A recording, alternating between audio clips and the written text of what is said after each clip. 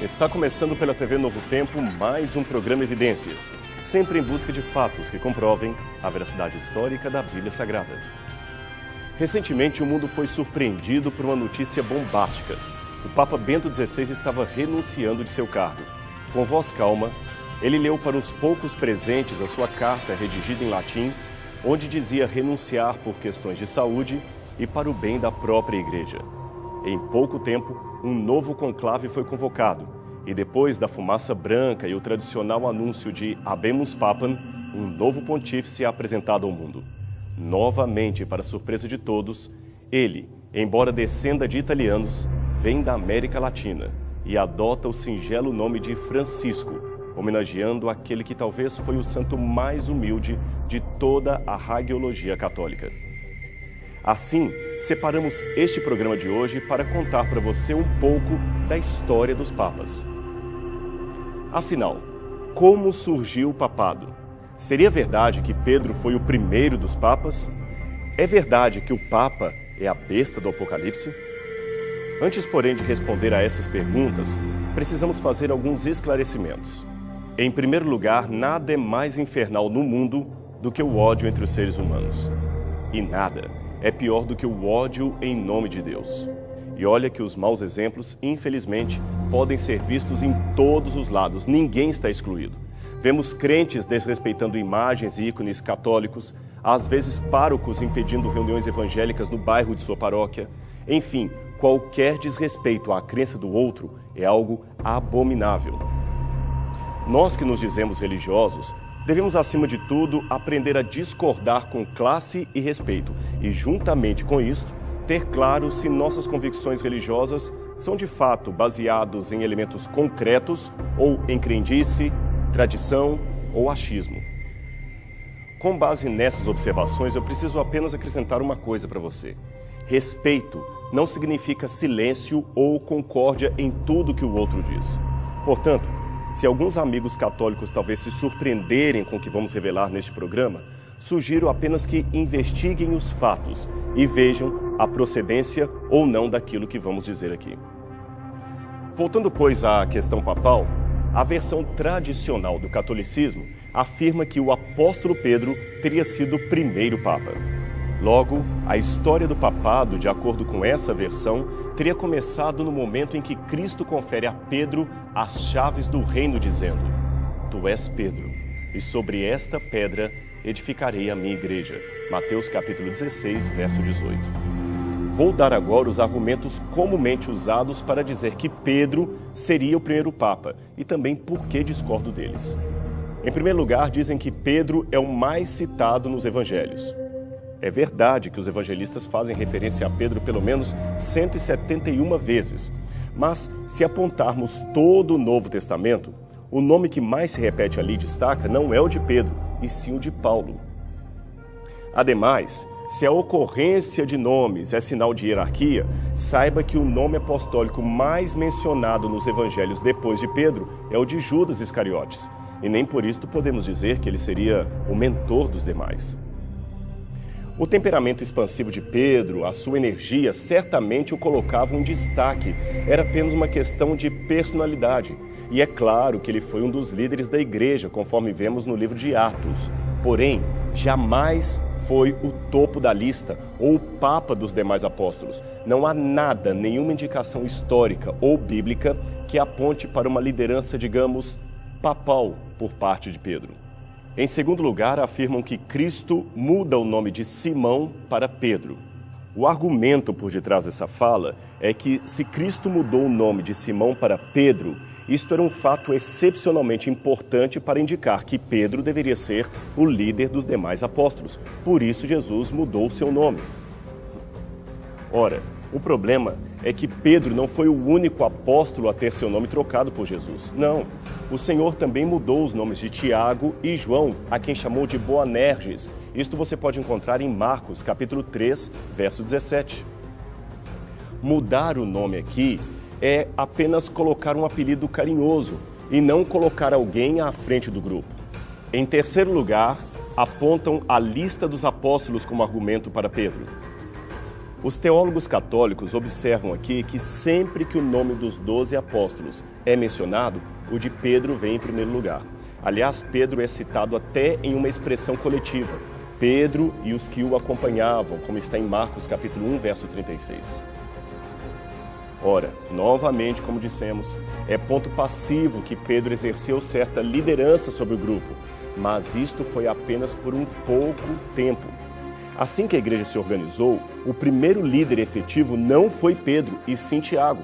Você pode encontrar isso em Atos capítulo 12, verso 17, Atos 15, verso 12 e Gálatas capítulo 1, versos 18 e 19. Em último lugar, aponta-se para a frase, tu és Petrus. O contexto desse argumento está aqui. Jesus dirige-se a Pedro, após a sua maravilhosa profissão de fé, que dizem os homens de mim? Que dizeis vós? Aí Pedro responde, tu és o Cristo, o Filho do Deus vivo. E Cristo então confirma a sua promessa.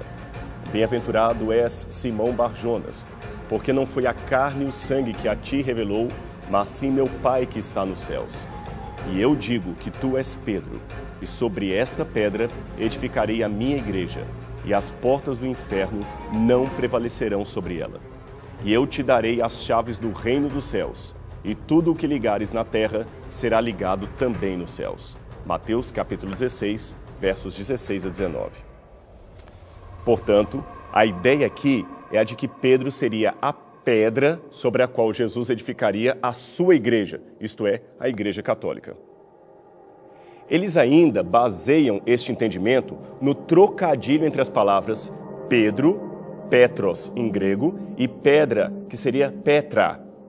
Assim, Pedro seria a pedra, isto é, o cabeça dos demais apóstolos e da igreja cristã.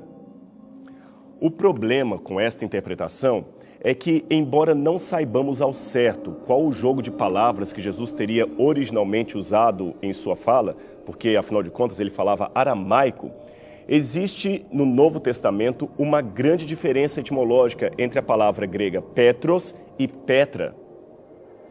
Petros, ou Pedro, refere-se a um pedregulho, uma pedrinha qualquer, enquanto Petra é uma rocha sólida. Note também que Jesus não disse, sobre ti, Pedro, edificarei a minha igreja, mas antes, sobre essa pedra edificarei a minha igreja. Noutras palavras, o que Jesus quis dizer foi o seguinte, Pedro, eu sei que você é sincero, mas você é apenas um pedregulho. Contudo, a minha igreja eu edificarei sobre essa rocha sólida, muito maior do que você. Interessante que o próprio Pedro, talvez se lembrando desse episódio, falaria posteriormente dos crentes, isto é, da igreja, como sendo um edifício de pedras que vivem alicerçadas sobre a pedra viva, que é Cristo Jesus, e não o próprio Pedro. Isto está em 1 Pedro, capítulo 2, versos 1 a 10. E Paulo, diga-se de passagem, segue na mesma linha, como você pode ver, por exemplo, em 1 Coríntios, capítulo 3, verso 11. Leia esses textos com calma. Outro problema com essa interpretação tradicional católica é que não encontramos nenhuma vez nos evangelhos Cristo indicando aos demais apóstolos que Pedro seria o seu líder. Pelo contrário, o Salvador sempre deixou claro a igualdade hierárquica entre os 12. Em Mateus capítulo 23, versos 1 a 12, ele adverte que não aceitassem ser chamados de pai, porque só Deus é pai. Curioso que, contrariando isto, o líder da igreja se autodenomina Papa, que é justamente pai em latim. E também que não aceitassem ser chamados de guias da igreja, porque Cristo é o único guia.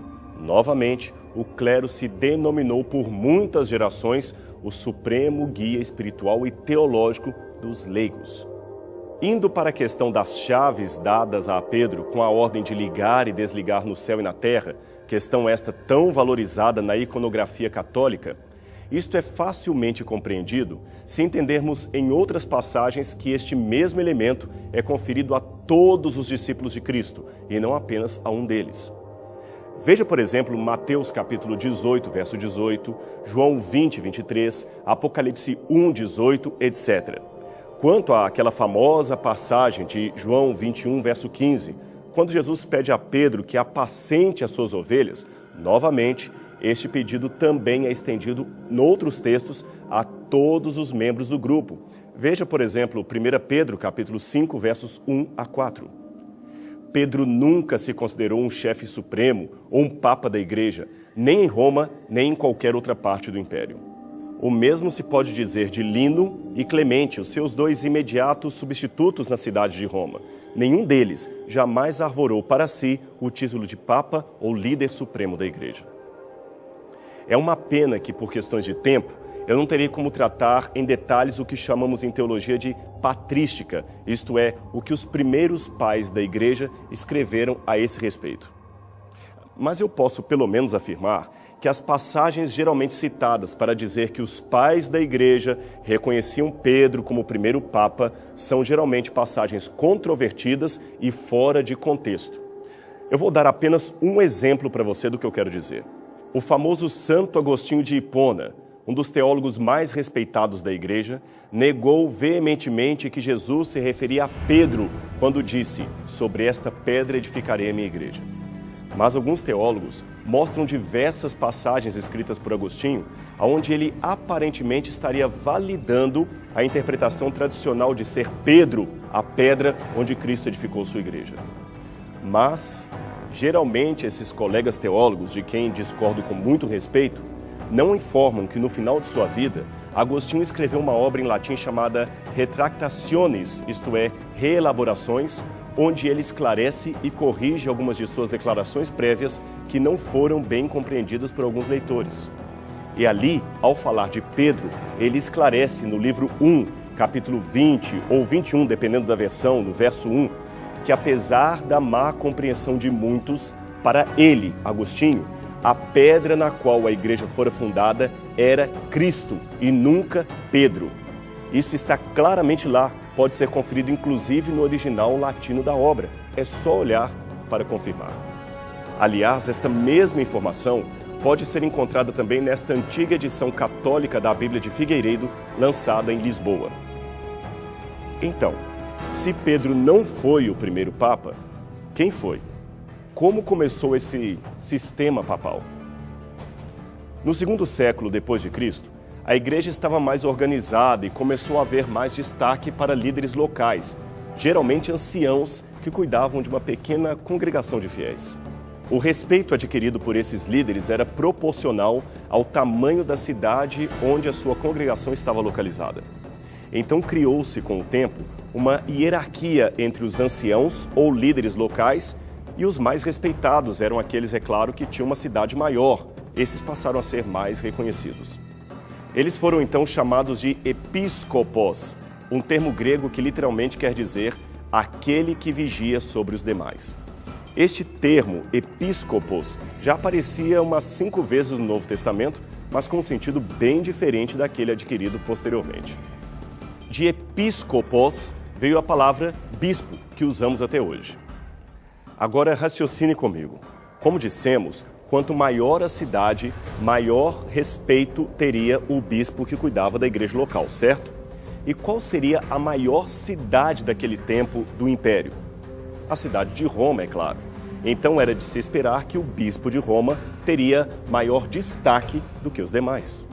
Sendo assim, quando em 475 de nossa era, o Império Romano Ocidental caiu nas mãos dos bárbaros, a cidade de Roma tornou-se então o reduto inicial das tribos invasoras que dividiram o reino entre si. Ocorre que muitos desses povos invasores, como os germânicos que conquistaram primeiramente a região fronteiriça do rio Reno, eles tinham sido contactados previamente por missionários cristãos, pregadores especialmente da Capadócia, e estes bárbaros haviam se tornado conversos ou pelo menos simpatizantes do cristianismo. Com isto em mente, eles pouparam a instituição cristã e até lhe deram certa autonomia. Agora, é importante dizer que entre o século II, que mencionei anteriormente, e estas invasões bárbaras, houve, entre uma coisa e outra, no IV século, a marcante figura deste imperador. Seu nome, Constantino o Grande, o homem que unificou a Igreja e o Estado imperial. Como parte de uma grandiosa estratégia política, Constantino parou de perseguir os cristãos, deu salário para os bispos da igreja, financiou a construção de basílicas e, pretensamente, afirmou ter se convertido a Cristo. Segundo ele, a cruz de Jesus aparecera como um sol durante uma caminhada para uma batalha, e o próprio Cristo lhe deu o sinal da vitória. In hoc signo vinces, teria dito Cristo, que em latim quer dizer, sob este símbolo vencerás. Então uma mescla de simbolismo cristão e romano começou agora a aparecer em todas as partes do império. Decretos e mais decretos favorecendo o cristianismo foram expedidos. A igreja agora já não era apenas católica, isto é, universal. Ela passara a ser católica, apostólica, romana. E o bispo de Roma era o que mais ganhava com esta situação. Ele, aliás, não tardou em pleitear e conseguir mais e mais destaque sobre os demais bispos da igreja. Houve uma luta acirrada entre os patriarcas para determinar qual teria a autoridade e a hegemonia sobre os demais. Vários fatores contribuíram para que tal posição ficasse com o bispo de Roma. O seu sucesso em resistir a várias heresias e movimentos deu-lhe uma alta reputação de ortodoxia, enquanto várias facções contendentes de várias partes do império frequentemente apelavam para o bispo de Roma para decidir sobre as suas dissidências teológicas. Já no final do segundo século, o bispo de Roma queria fazer valer a sua supremacia a qualquer custo. Um exemplo disto é o que fez Victor I. Ele orientou as igrejas orientais a celebrarem a Páscoa nos domingos. Não sendo atendido, tratou de excomungar os cristãos desobedientes. Depois disto, a partir do quarto século, o recurso a Mateus 16 a 19, se tornou cada vez mais frequente para fortalecer a supremacia do bispo de Roma, que, a partir de então, passou a ter exclusivamente o título de Papa. Assim, no ano 380 d.C., o imperador Teodósio proclamou o catolicismo religião oficial de Roma. E esse imperador deu tanta força ao Papa que ele mesmo foi, ironia das ironias, excomungado pelo bispo de Roma e obrigado a curvar-se perante as suas exigências. Às vésperas da morte de Teodósio, o Estado romano pela primeira vez reconheceu a existência de uma instituição cujo poderio superava a força do império, e vários imperadores seguintes confirmaram o mesmo ofício. Então, para completar os rumos dos bons ventos políticos, a Igreja foi a única instituição do Império Ocidental capaz de sobreviver à ocupação germânica, que mencionei anteriormente. Finalmente, em meados do VIII século, em meio a uma grande contenda política, o Papa apresentou um documento chamado Constitutum Donatio Constantini, ou Doação de Constantino. Neste documento, o imperador Constantino havia supostamente passado para o Papa Silvestre I e todos os demais papas os seus títulos, as suas heranças, as suas terras, tudo o que ele possuía. O papado, então, seria oficialmente herdeiro do imperador Constantino. Embora hoje a maior parte dos historiadores considerem este documento falso, na época ele convenceu. E Roma católica, passou a ser dona de grandes extensões de terra em toda a Itália. Parte dessas terras é hoje o Estado do Vaticano.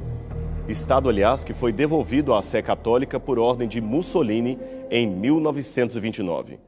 Eu disse devolvido porque em 1798 o Papa Pio VI foi preso por ordem de Napoleão Bonaparte e a Igreja perdeu temporariamente os seus títulos de propriedade. Durante o tempo em que esteve com toda a força governando a Europa, afinal todos os demais monarcas temiam o poder da Cúria Romana, o papado, infelizmente, fez muitos estragos.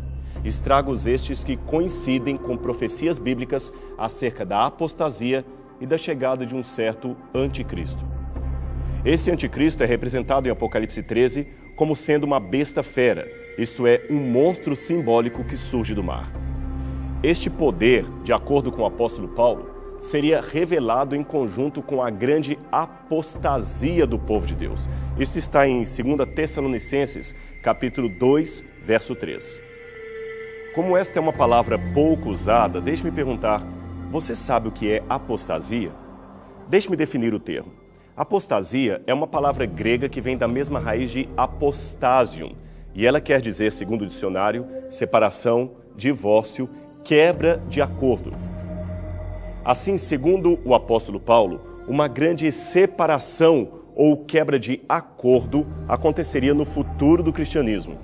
E junto com isto, viria o anticristo. Você pode encontrar esta definição em várias passagens da Bíblia, como 1 João capítulo 2, verso 18, 1 João capítulo 2, verso 22, 1 João novamente capítulo 4, verso 3 e 2 João capítulo 1, verso 7.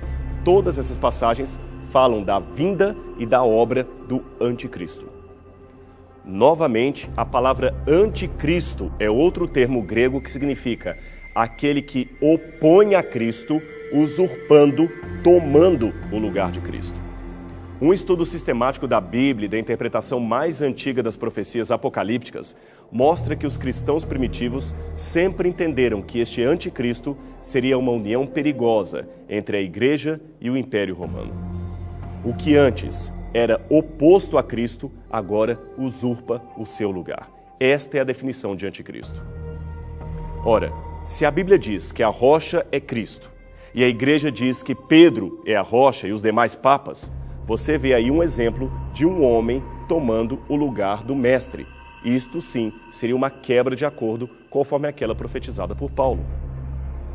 Aliás, não é à toa que no documento de doação de Constantino, que já mencionamos, o Papa ali é chamado de Vicarius Filii Dei, isto é, o substituto do Filho de Deus, aquele que está no lugar do Filho de Deus.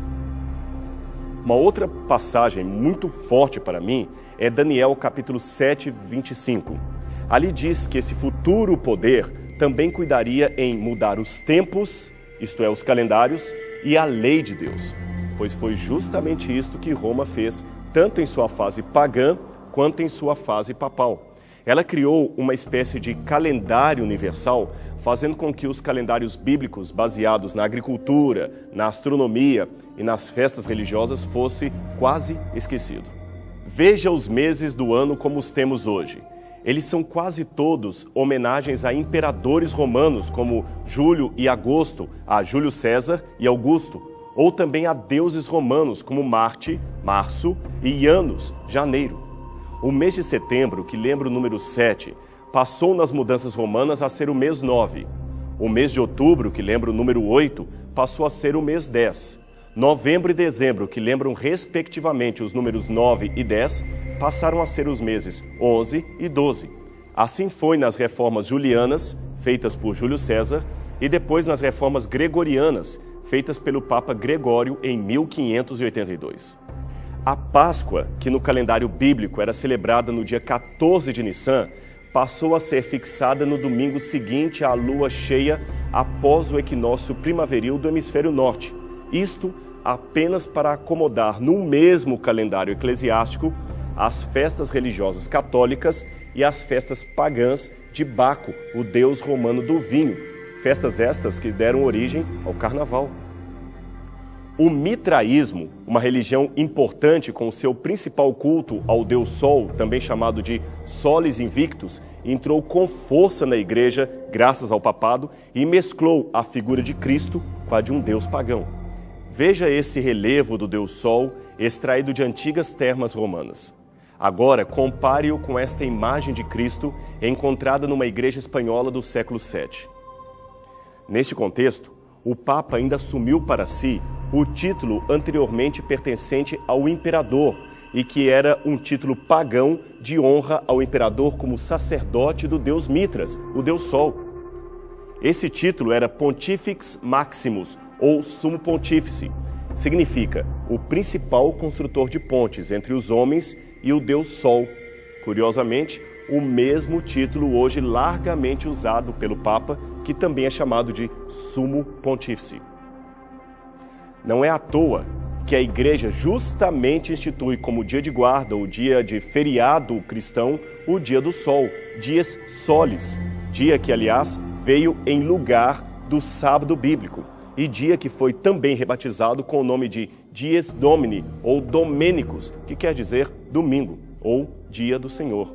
Agora, na Bíblia, o dia do Senhor não é o domingo, e sim o sábado. O domingo foi colocado no lugar do dia de guarda prescrito na Bíblia. Veja novamente esse detalhe. No calendário bíblico, o sábado é chamado de sétimo dia da semana, mas a cultura eclesiástica fez do domingo o sétimo dia. É por isso que, contraditoriamente falando, o domingo encerra o chamado fim de semana. Mas veja que estranho, o dia seguinte é chamado de segunda-feira e não de primeira-feira. Com isso em mente, nós podemos passar para a segunda parte da profecia de Daniel, capítulo 7, verso 25. Afinal de contas, ali diz que esse poder não mudaria apenas os tempos, isto é, os calendários, mas também a lei, isto é, a lei de Deus. Agora, pegue em sua casa uma Bíblia católica, e abra qualquer Bíblia católica, protestante que seja, em Êxodo capítulo 20. Depois tome um catecismo e abra na parte que fala dos 10 mandamentos. Uma vez feito isto, compare os dois textos, da Bíblia e do catecismo.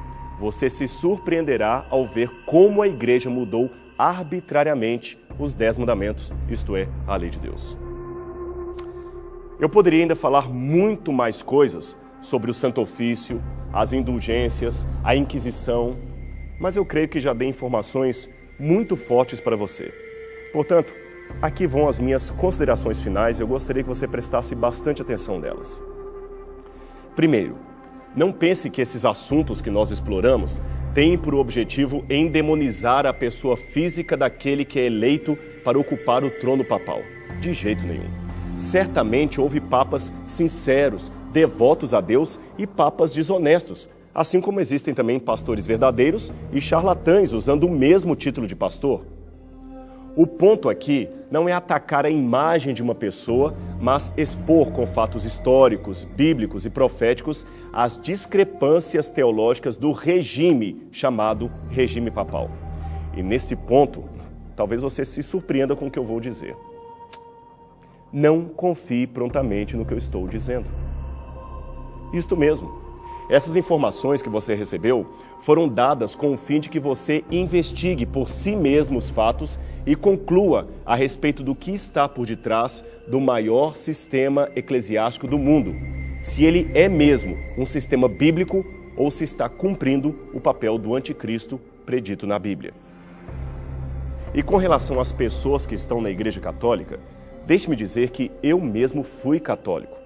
E eu me ofendo profundamente quando um protestante ou evangélico sugere que eu só me converti quando abandonei o catolicismo. Isto simplesmente não procede. Preste atenção no que vou dizer para você. Eu era um católico muito bem convertido, tão convertido como hoje. O que os adventistas fizeram foi apenas dar-me a chance de conhecer verdades acerca do Deus que eu já amava e não sabia. E como eu, certamente há milhares, eu diria milhões de outros sinceros na Igreja Católica. A Igreja de Deus não pode se limitar aos contornos da minha própria religião, isto é, não são apenas os da minha religião que serão salvos. Antes, a Igreja de Deus é formada por sinceros de todos os credos e até por pessoas que não estão em credo algum. Eu tenho muitos amigos católicos cuja sinceridade espiritual eu jamais poderia negar. Eu não consigo sequer supor a ideia de chegar ao céu e não encontrar ali irmãos católicos como Madre Teresa de Calcutá, Irmã Dulce ou Francisco de Assis. Se esse pessoal tão caridoso e altruísta não foi verdadeiramente cristão, quem é que foi? Mas de uma coisa eu sei, a menos que haja duas verdades, e não há, eu tenho muitas vezes que optar entre o que diz a Bíblia e o que ensinam as bulas papais. E entre ambos, meus amigos, eu prefiro ficar com a Bíblia. Foi por essa razão que resolvi compartilhar com muita franqueza, mas ao mesmo tempo com muito respeito estes fatos para que você tome por si mesmo uma decisão ao lado da verdade. Pense com carinho a respeito do que eu falei. Ore a Deus. Seja fiel ao que diz a palavra de Deus. E a gente se encontra novamente aqui, tá bem? Semana que vem, na TV Novo Tempo, para mais um programa Evidências. Até lá!